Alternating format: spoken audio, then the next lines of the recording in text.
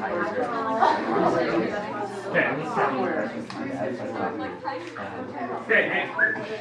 take a look at your semester test. Okay, I'm gonna go through this real quick. I don't want to spend a lot of time on it. Can't say anything about it now. So, all right, semester test out of 77. The first one, you have to distribute the powers threes correctly. A lot of people forgot to multiply them. They were adding them and all this weird stuff. These numbers turn out to be really big, but they actually simplify to be a nice number, and it is negative because you have a power of 3, so it stays negative. Okay, 15 is on the top for the B's. The A's are on the bottom with 18. Okay, number 2, you had to simplify the radicals. Pull out the triples because we are doing cube roots. So the triples of 2's here, those come out and make a 10. 1 2's left over. The triples of 3's come out, and then the 2's left over, and then these actually add and make 13. So that's how you do the cube roots. For the next one, the domain of this thing is from -5 up to +5. Yes, that is a -5. A lot of people put -4. Went to -5. Functions range, -4 up to 4. Brackets, you had to have brackets. Intercepts, -5 up to +5, and they were by the odd numbers. Okay. You had to have them all. I had a lot of people like ±1, ±3. That's fine. That's great. Okay. Intercept, it only hit 4. The y-intercept was only 4, +4. I had a lot of people put positive and -4. That's x-intercept, okay? Or not even x-intercept. That would be a minimum, maximum kind of thing. So minimum spot is the -4. The maximum spot is the 4. It is an absolute, and you need to know that. And then we didn't have to worry about the bottom part. Okay, moving on. Okay, number 4. I tried to make that one as easy as possible. You had to find the area of the shaded part.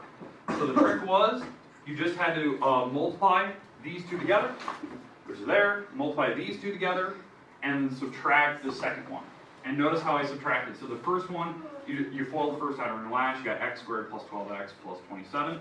The back, you had x squared plus 6x plus 5, and you had to distribute the negative sign over because you had to subtract it. A lot of people forgot to distribute the negative sign. And then you had the x squares canceled, 12 minus 6 is 6, 27 minus 5 is 22.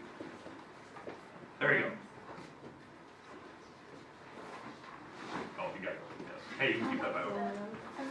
You're throwing. Okay. All right. Number 5. You have to factor this thing completely. Okay. So it's x squared minus 9 if you pull out the 5x. This is the difference of squares, and that goes plus minus sign. X, 3, and 3. So there you go. It was 4 points because did you have the correct terms pulled out? Were the parentheses done correctly? There was like 4 things I was looking for. Okay. Number 6. On number 6 here, you had to put the x plus h in here and here, so you can see that. This is the original function with x plus h plug in. And I subtract the original function, which is that over there, and put it all over h. So that's the idea. A lot of people they didn't know how the plus h thing worked. There's so many of those problems. You should know how to do those. So you're plugging the x plus h into this for the x's. Okay, so you had to FOIL this together, which is this thing. You had to distribute the -5 to be like this, the plus 8, and then distribute the negative signs, so it turns out to be those. The x squares cancel, the 5x's cancel, the 8's cancel, so I'm left with this and this, and that, so you can see it, and divide each by h, and this is what I get. So there you go. Okay, the 6 points, there's 4 lines of work, but then the first line I was looking, did you plug everything in correctly, so the 2 spots. Okay? All right, number 7. You had to write the equation in point slope form and standard. A lot of people didn't go to standard. That's where you missed a point. Okay, or more if you really butchered it. Okay. So here's the idea. So you had to find slope first. So subtracting the y numbers on the top, subtracting the x numbers on the bottom. So I went -1 minus the 4, 1 minus the -2. So it makes 3 on the bottom, makes 3 on the top. So it divides to make 1. Nice clean number. So that's my slope, and then I just picked one of the coordinates, so I just picked this one. If you pick the other one, that's fine, but you had to do the correct work. So I picked the 1 and -1, so x minus 1, y plus the 1, because you had to subtract whatever these numbers are. So x minus this, y minus that. And then you distribute, add the 1 across, actually subtract the 1 across, and this is slope-intercept form where a lot of people stop, but you had to go one more step by bringing this over to the other side. I had a lot of people, they drag the y over, move the 2 over, so you had x minus y equals 2. That's fine, it's the same answer. Okay, questions? Moving on. Okay, third page. Okay, you had to add the two functions together, subtract the two functions, multiply them, and divide them. Okay, the good news is when you did all this, pretty much every problem was all real numbers. Because even the last one, if you factored it correctly, the x plus 1 canceled. So you technically have all the x-intercepts available. I know that technically there is a gap at -1, but I mean, I'm not really worried about that because it was a removable discontinuity. So it would be a continuous function. Even though the -1 would still cause a problem in the original problem. Okay, so graphing this, or actually adding them, you would add these two things together, so the x's would cancel and this would make -2. When you subtract, you have to distribute the negative sign over this, so it makes -2x and -4, so that's what you can see with the negative. Multiplying them, you had to FOIL it all out, you can actually see what I got here. And dividing them, I factored it apart, and that's what I got. Okay, next one. You had to find h of 1 first, so plug 1 in. So 1 squared plus 1 plus 2, which is 4. Then you had to, so this is a 4, so then I'm doing g of 4. So g of 4, plugging a 4 in here, that's 4 times 4 minus 1, which is 15. And now, so this is 15 here, so I'm doing f of 15, so I'm plugging a 15 in here, so 2 times 15 minus 5, which is 25. So that would be my final answer. So you can actually see all the work that I did there. Good. I had a lot of people, they weren't using this 1 at all. They were taking this and plugging in here and foiling it, and then plugging that mess in here and foiling it. All you have to do is pick 1, put 1 in, and start solving it. You made that 1,000 times harder than it needed to be. All right, number 10. You have the divide. The only term that was missing, you had to do synthetic. The only term that was missing was the 0 for the 4. Power 4 is missing. Some people did miss that. So 5, 0, -2, 4, -3, and 1. Drop, multiply, drop, multiply, drop, multiply, drop, multiply, drop, multiply, drop. And this is the remainder. It's the last item. So that goes over the fraction. This is the constant, x squared, x cubed, x to the 4th. It always goes up in terms of powers.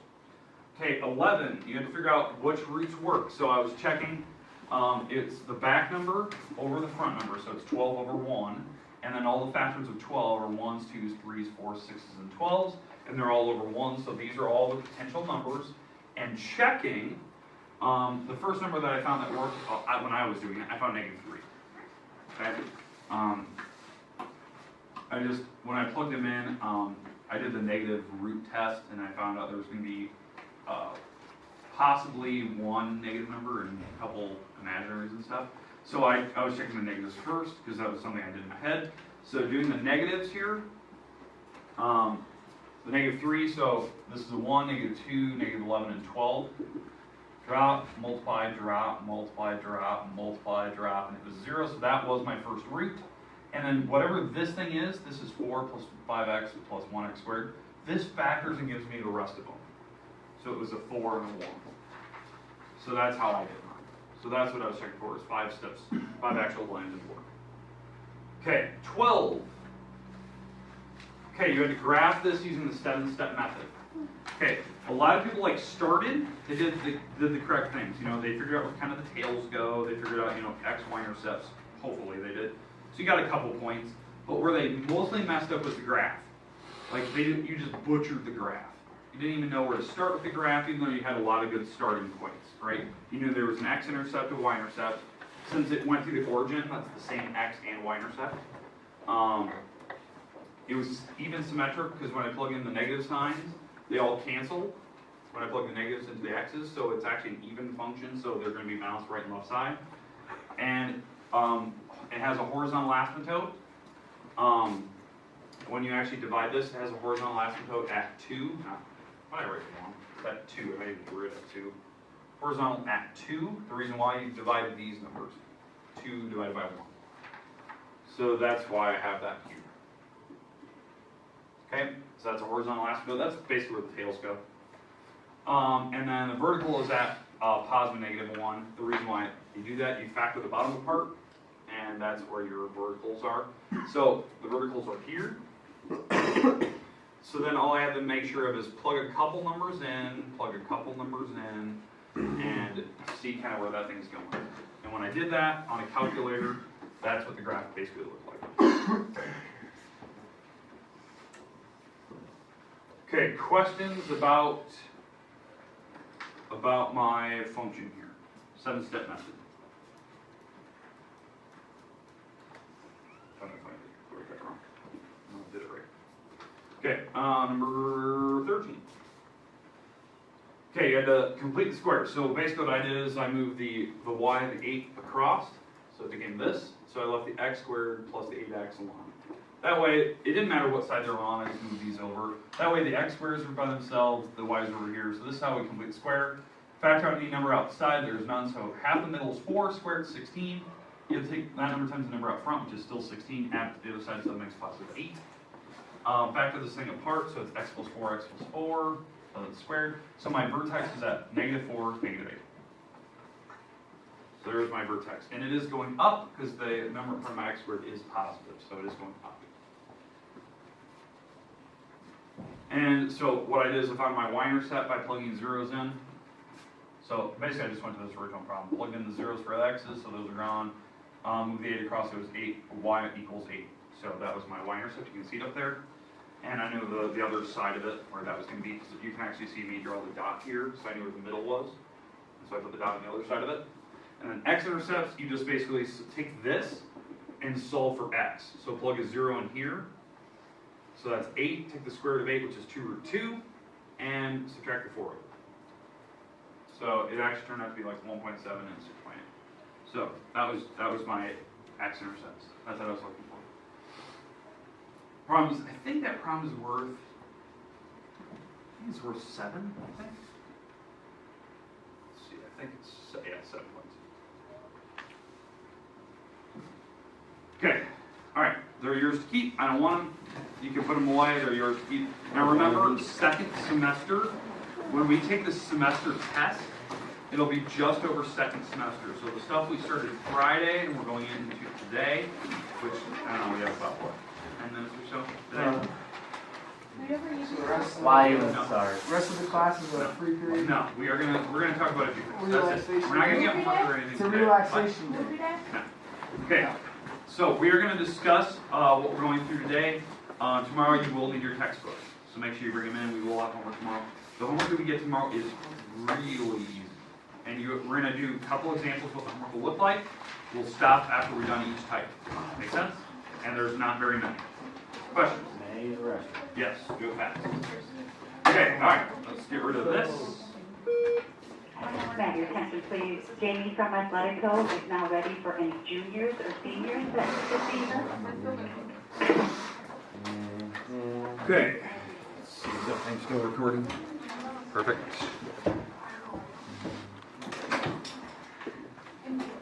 All right. Okay, all we're going to do today, we're just going to do one example of each type of what the homework's going to bring. It's very, very straightforward.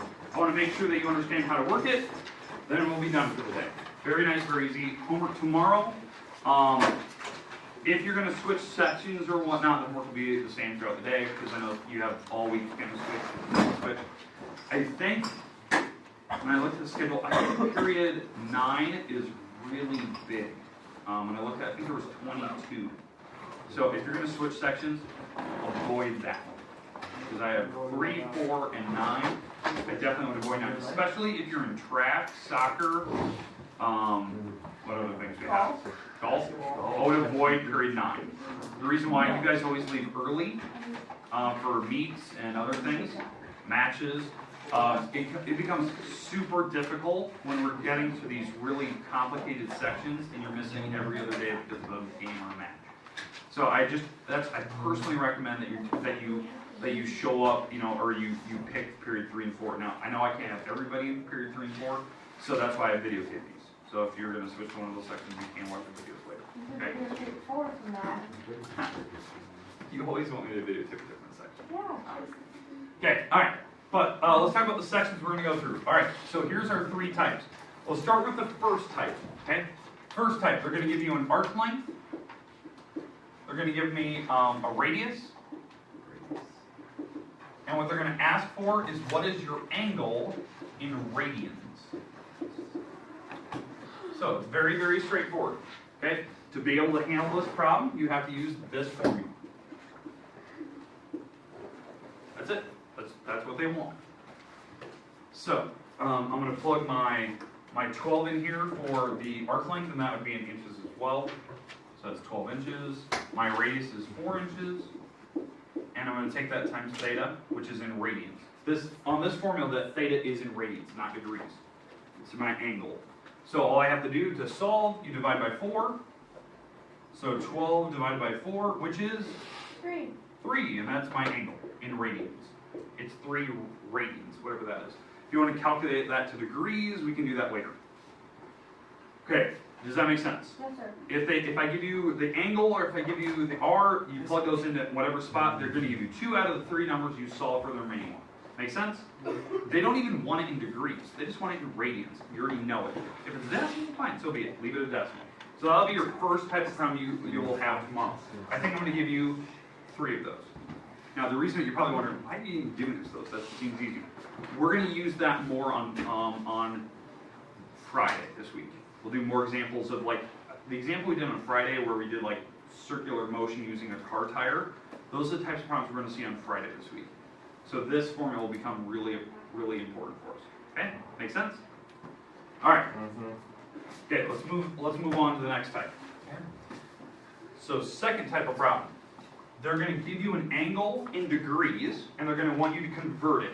So if I gave you, let's say, 300 degrees, they want us to convert this into radians.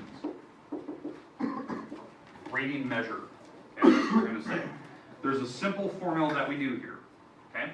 To convert this into radians, this is what you do. You take 300 times, and then this is the flip of what we talked about last week.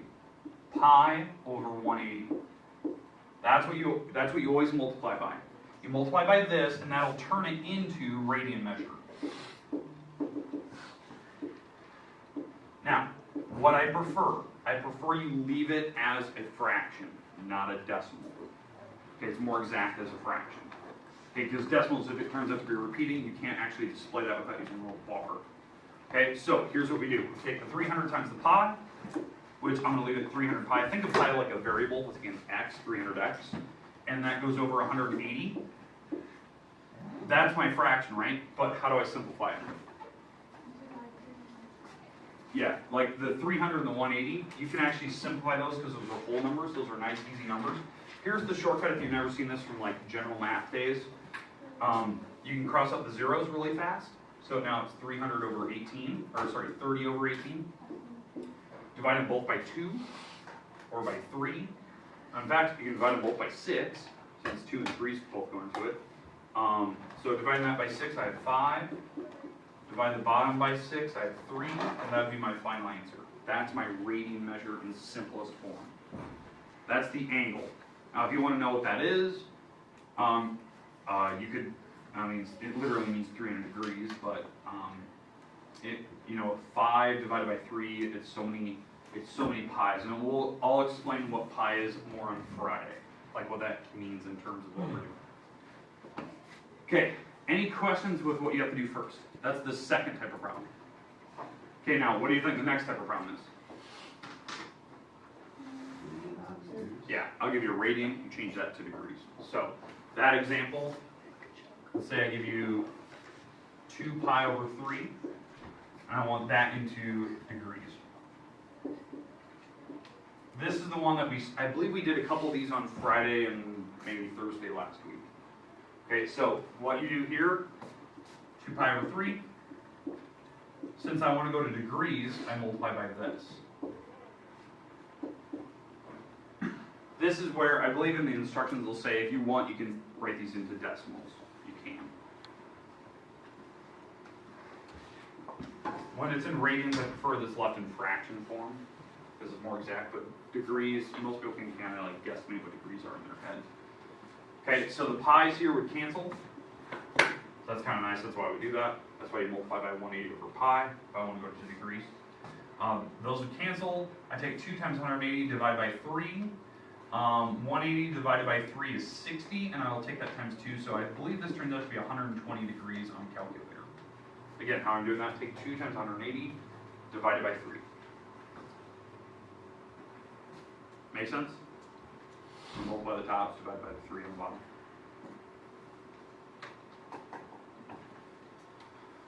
Okay, questions with your 3 types of problems you're going to have.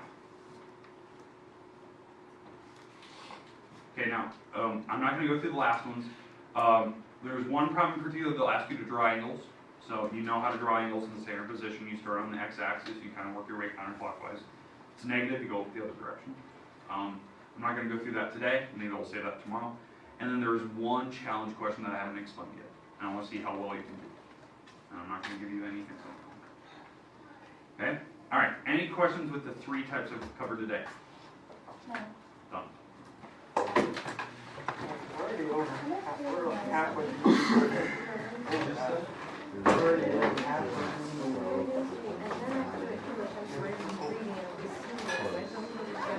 We're starting on the first year of school. You know what you actually got to do? What's that? Good thing I get to go relax and act. Next month's tonight. It's going to be the best tonight I've ever taken. Next, first month. We might actually have a lesson. I did one on Sunday. Hey, if that one time I did that lesson, that was hours. Check your calendar.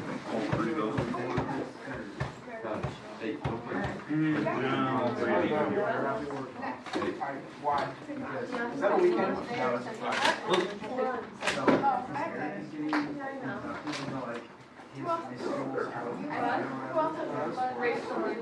And he's like, oh, you're stuff at school. Right? And we're gonna